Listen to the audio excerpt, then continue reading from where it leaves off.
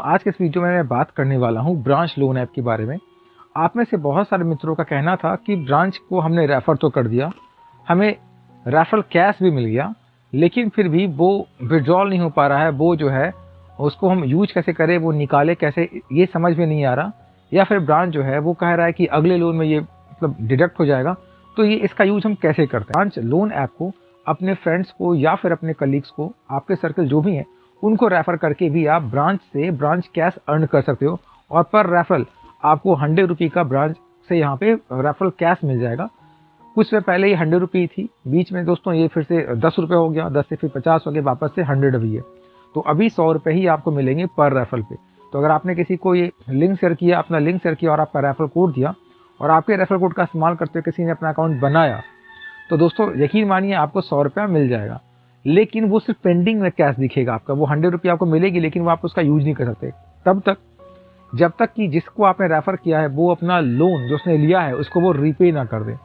जब वो loan repay कर देगा तब आपको 100 रुपये का वो जो कैश है वो कंफर्मेशन बैलेंस में दिखेगा, इसके पहले वो पेंडिंग में दिखेगा। पर ये सवाल होगा कि क्या जब आप रीपेमेंट करेंगे अपने लोन का, मान लीजिए आपने 1000 रुपये का लोन लिया, आपके पास 200 रुपये का पहले से ही एक्टिव आपका ब्रांच कैश है, यानी कि रेफरल कैश ब्रांच का आपके पास है, आपने 1000 रुपये का लोन लिया, तो क्या जब आप रीपेमेंट करेंगे तो आपको सिर्फ 800 रुपये ही पे करनी पड़ेगी या 1000 पे करनी पड़ेगी? तो दोस्तों मैं आपको क्लियर कर दूं कि यहाँ पे आपको 1000 ही पे करना पड़ेगा। अगर 1000 का आपने लोन लिया था तो आपको 1000 ही पे करना पड़ेगा। तो सवाल ये होगा आपका कि हम आखिर इस जो रेफरल कैश है इसको हम अचीव कैसे करेंगे, इसको गेन कैसे करेंगे, इसका यूज कैसे करेंगे, रिडीम कैसे होगा ये?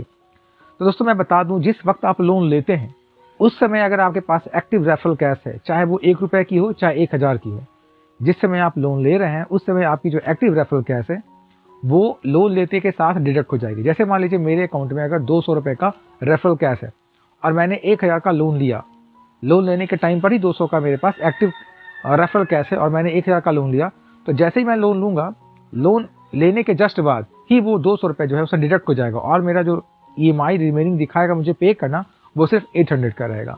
अब आप समझ गए होंगे कि जब आप लोन लेंगे तो उस समय आपके पास जो भी आपका रेफरल कैश होगा सिर्फ वही डिडक्ट होगा, ठीक है। उस बीच में यानी कि लोन के ड्यूरेशन के बीच में अगर आपने कुछ भी रेफरल कैश कमाया है तो वो उस लोन में नहीं जुड़ेगा, वो आपके आने वाले लोन में यानी कि अपकमिंग जो लोन होगा उसमें ऐड होगा। क्लियर दोस्तों? तो यहाँ पे चीज़ें समझ को आ गई होंगी कि रेफरल कैश आपके ब्रांच लोन में किस तरीके से जुड़ेगा। मैंने पहले भी इसके रिगार्डिंग वीडियो बनाए हैं और चैनल पर डाला है,